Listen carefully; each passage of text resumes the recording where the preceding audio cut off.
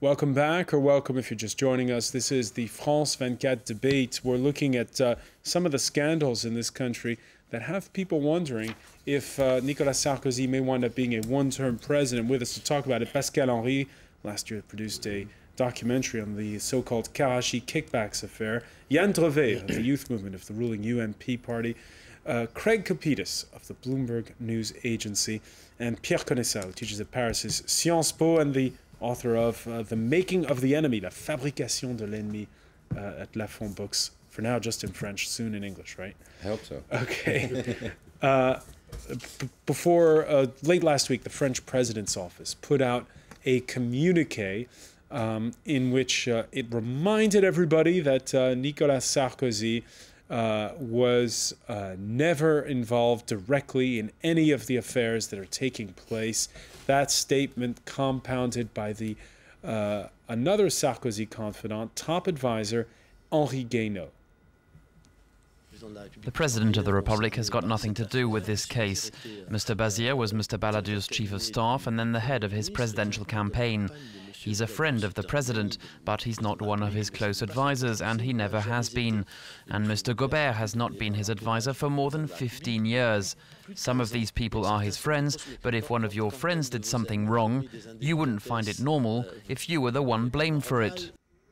However, the opposition believes the president will sooner or later have to comment personally on what's known now as Karachigate.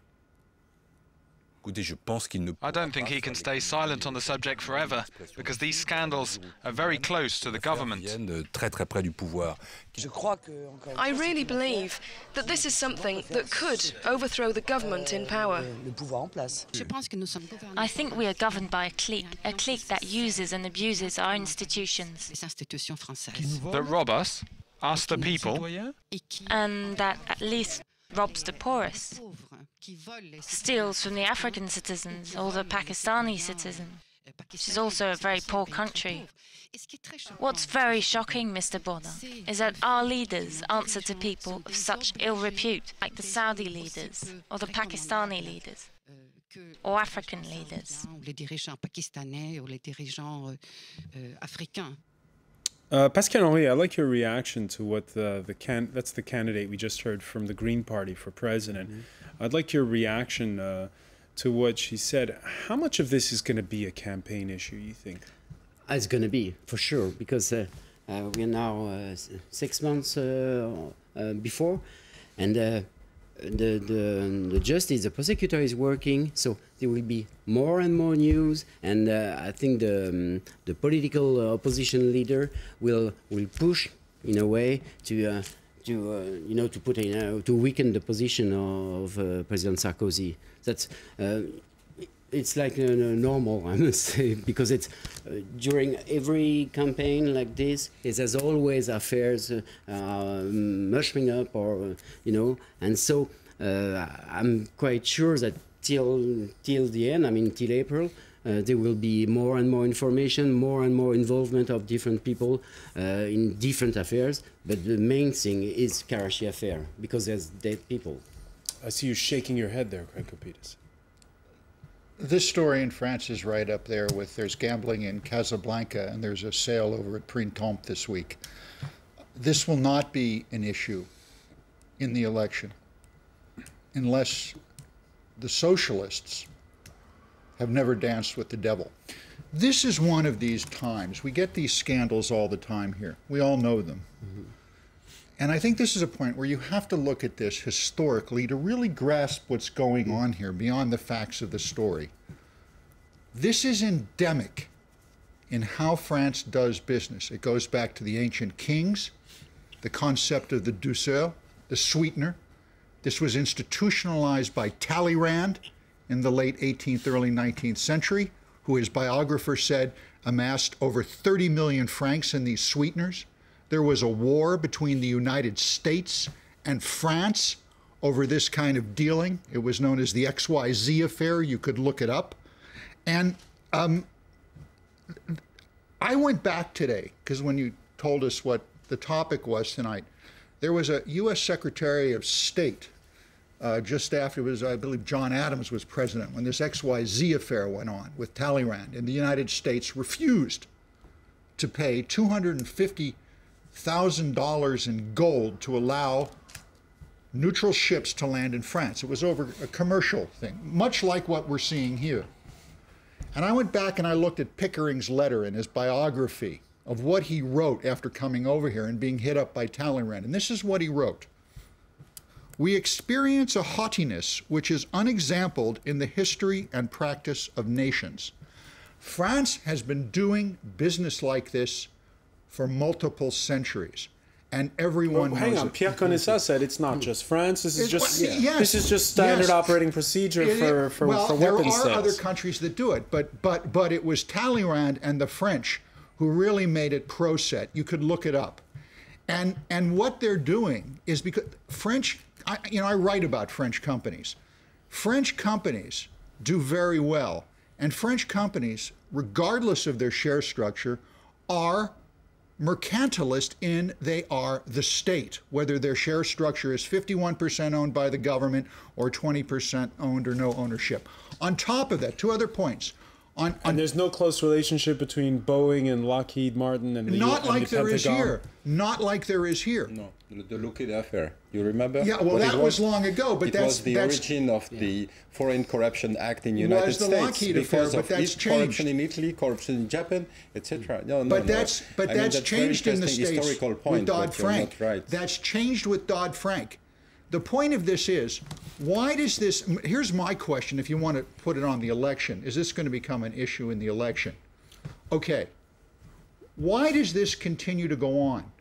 Why is this still, this type of activity, as onerous as it might be, why is it still condoned in this country amongst the ruling parties, whether it's the socialist or the right? Where is this taught at the Grande Calls? I don't know.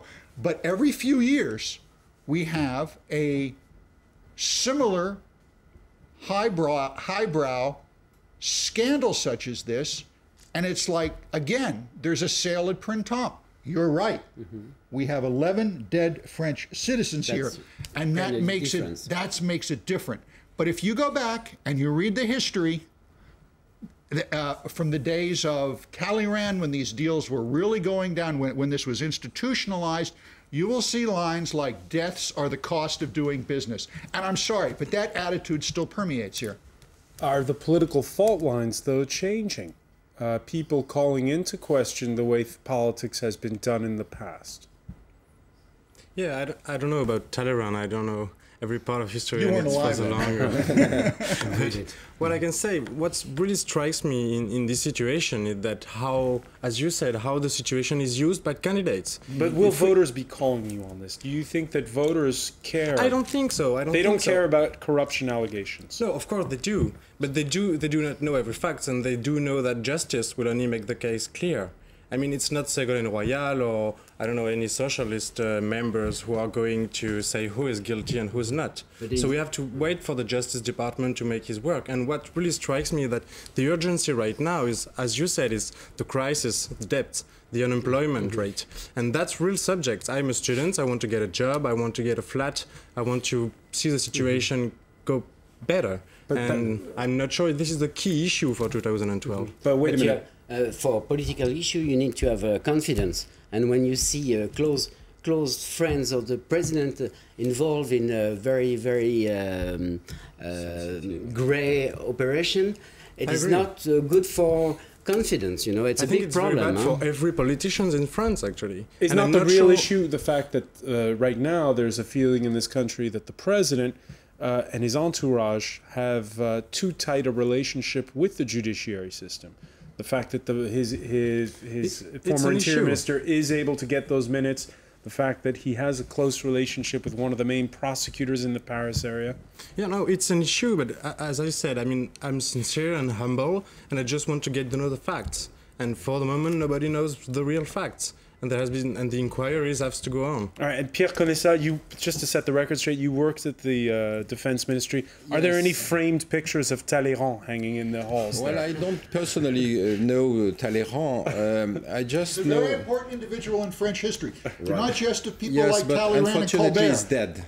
Well, yes, but there, no, please, I'm not going to let you get away with this. Please, The philosophies in this country of Talleyrand and Colbert are elemental to how the French political system when you are works. American, when you are British, etc. Just an example about Great Britain. 2 years ago, you know that in Great Britain, they used to declassify secret documents, but in a very short time after the signature, which means that it means that 15 years or 20 years. In France, it's 50. But so 50. Yeah, 50, yes.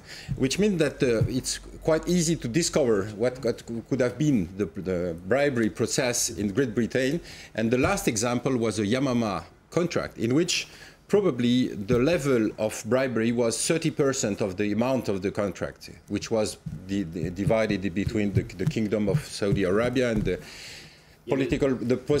politician of Great Britain.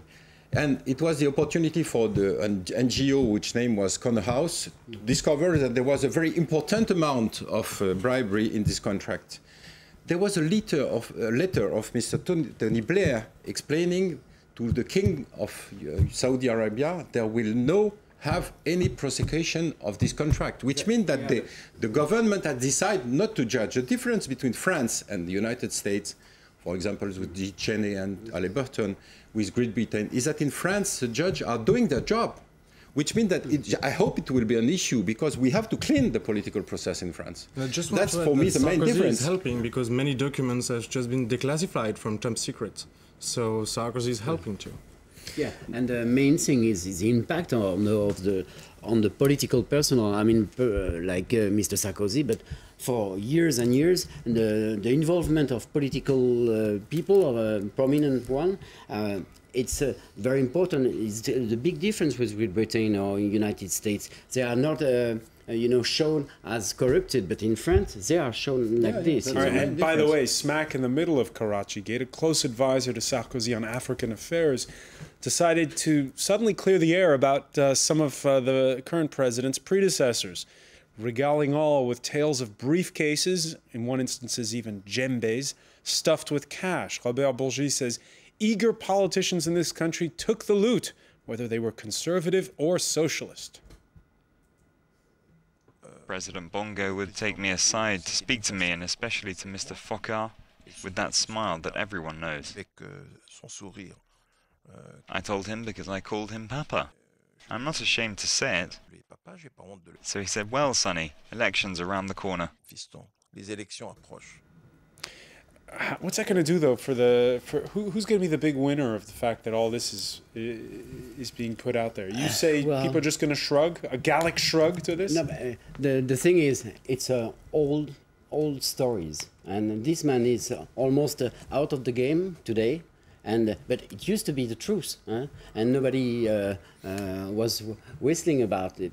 But today, the things are different. Mostly, it's arm deals and all, much more than bags with cash in it. I don't. It's very nice that the magistrates are working hard, and I hope they get to the bottom of it. But I don't buy that as the excuse. The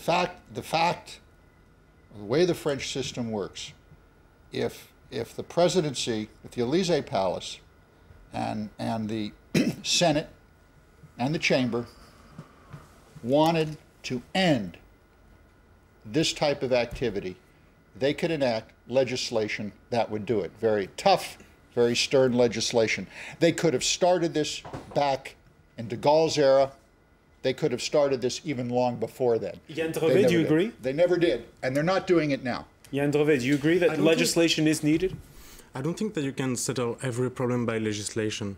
I think we don't have any lack of legislation which would encourage those kind of behaviors. No, I'm not saying that you should enact legislation. I'm saying if this was such an important issue to the the political imperium that has run this country for the past 45, 50 years, then they would have enacted legislation with teeth that would prevent this from happening again. But the fact is that there is a historical imperative founded in the roots of French philosophy, particularly French mercantilism, if you want to go back and read the books as I did.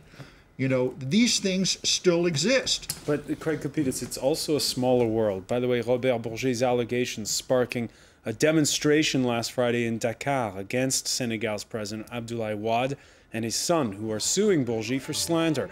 And there's lots of resentment against France that we've noticed in those demonstrations. And you get the sense, Pierre Conessa, we've had, in this globalized world where everybody's now more informed throughout the world, you know, you get the sense that this isn't doing wonders for France's image and that there is a pressure both within and perhaps from abroad to change things. Well, I think that the only originality of the French system is the France-Afrique. The other one, I mean, all the bribery on international contract, like exactly the same in the United States, in Great Britain, in Germany. France-Afrique, that sort of cozy relationship between France and its former colonies. That's kind of policy which has been implemented by General de Gaulle with this special relationship between African states and France, because that's two states giving money one to the other and giving guarantees, etc., military interventions, etc. That's the end of this process. And Mr. Bourget was explaining exactly how it was working. And it was working exactly the same during the socialist, the Mitterrand presidency, and during the Chirac presidency, etc. Except it's made very clear that he didn't do that for Sarkozy. That Sarkozy put an end in some practices. He did it for everybody. It all stopped because in 2007. when you are a dictator in Africa, some of the practices obviously are according to Bourget. No, if you want to be careful, you are a dictator in Africa. You are obliged to pay the two wings because you want to guarantee. But okay, let's talk about this Africa thing for a second. Where is this taught? Because we're almost out of time. Is this taught at Sciences Po in your political science classes to the future politicians of this country, that they can go down there and have this cozy relationship? Is it taught in the classrooms at INA for the INRACs? This is what this is the disconnect that I don't get. Well, how is this translated out? Yeah, but it's a former thing. It's a kind of Commonwealth. No, but where is it taught? Where does we're almost out of time. Where is this Final word taught? for Pierre Conessa on this. No, the very important point is the legal aspect of the question. In France, the executive power is protecting itself with a different secret. In France, the originality of the legal system is that the civil service has more powers than the judge, which means that if, for example, a member of Conseil d'État of the Cour des Comptes, Cour de Cassation, decide not to deliver a document which has been asked by a judge, he can say no. I decide that it's not so the laws behind the high and mighty. And this is the mix between the defense secret and the state secret. That's a more confusing aspect of the legal system. We have just created a commission for transparency.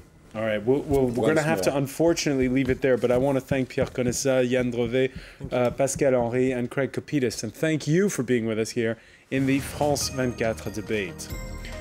Stay with us. Coming up next, it's time for business. Marcus Carlson will be with us.